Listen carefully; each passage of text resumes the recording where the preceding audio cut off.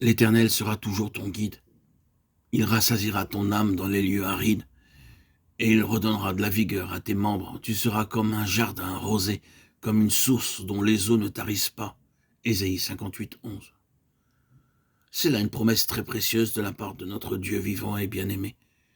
Bien que nous faillissions et commettions beaucoup d'erreurs, lorsque nous regardons sa face pour être guidés dans nos problèmes et nos activités, il nous aide et nous dirige.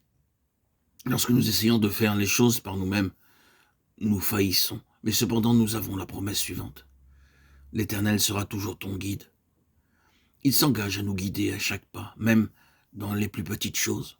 Dieu promet de nous guider continuellement et de satisfaire notre âme assoiffée. Même s'il y a un manque de nourriture par suite de famine, le peuple de Dieu n'éprouve pas la disette. Il bénira toute la nourriture qu'il vous donnera. Apprenez à être reconnaissant pour tout ce qui vous est donné. Tu seras comme un jardin arrosé.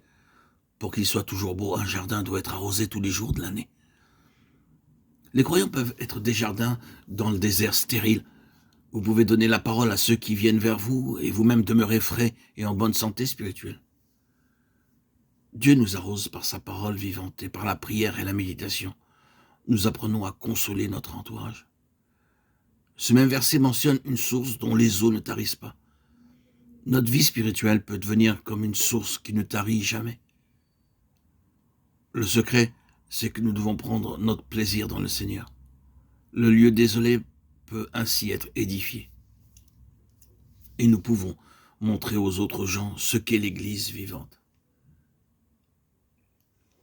Voici mon alliance avec eux, dit l'Éternel.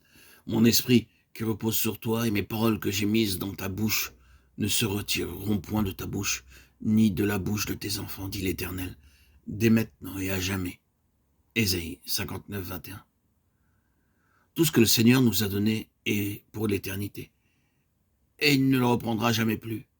Il peut nous reprendre, nous corriger et nous punir lorsque nous lui faisons défaut, mais il ne reprendra jamais ce qu'il nous a donné.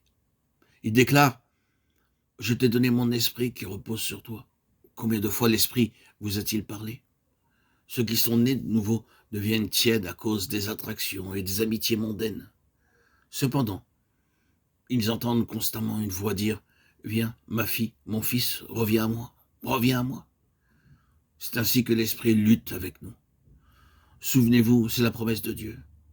Mon esprit ne se retirera pas de toi. Ce que vous apprenez pendant une réunion ou dans votre culte personnel devient votre possession éternelle.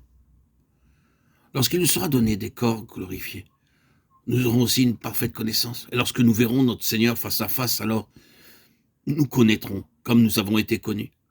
1 Corinthiens 13, 12. Par cette parfaite connaissance, nous serons capables de comprendre ce qui se passera dans les cieux. Ici, sur cette terre, notre connaissance reste imparfaite. Dans le ciel, nous aurons une parfaite connaissance et nous connaîtrons tout le monde par son nom.